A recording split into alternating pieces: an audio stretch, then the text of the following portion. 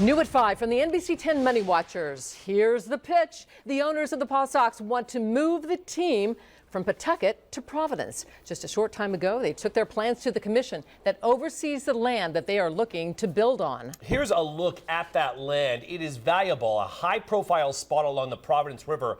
But the big question now is, should this land be used for a brand new ballpark? Well, one of the team's owners, Larry Lucchino, says yes. That's what he told NBC 10 Money Watcher Bill Rapley. Bill had a one-on-one interview today with Larry Lucchino. He's live in Providence with more on their conversation. Bill? Well, and I'm right outside the building where Lucchino and the rest of the PawSox management is making their pitch to the 195 Land Commission to get those 9 acres they want right on the water in the Providence, on the Providence River. And Lucchino, in his interview with me today, wasn't really forceful, wasn't trying to twist any arms to make this deal go. He thinks it's a deal that should sell itself. No one denies it's a beautiful site for a baseball stadium, but that's one reason why it was set aside as a public park. This is public land that you all have set your eyes on. So why should the public give up their park space to a private ownership group? They should only do that if they think there is a larger public benefit that would flow from it. And I'm not necessarily saying give it up. They should be participants, that is the custodians of that land, should be participants with us in determining what the public benefits would be if they partnered with us in connection with this.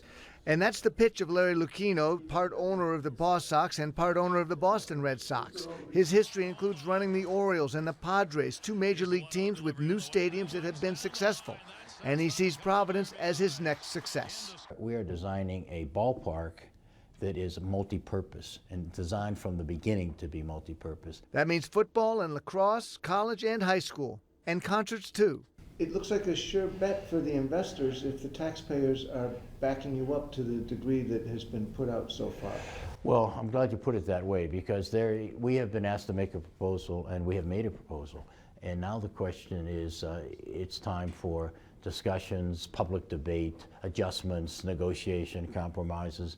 And the only reason that this should appeal to the taxpayers and to the elected officials, if they can look at this project and enumerate the civic benefits that will flow from it. I mean, are there sufficient and demonstrable public benefits that justify a public investment in this kind of ballpark?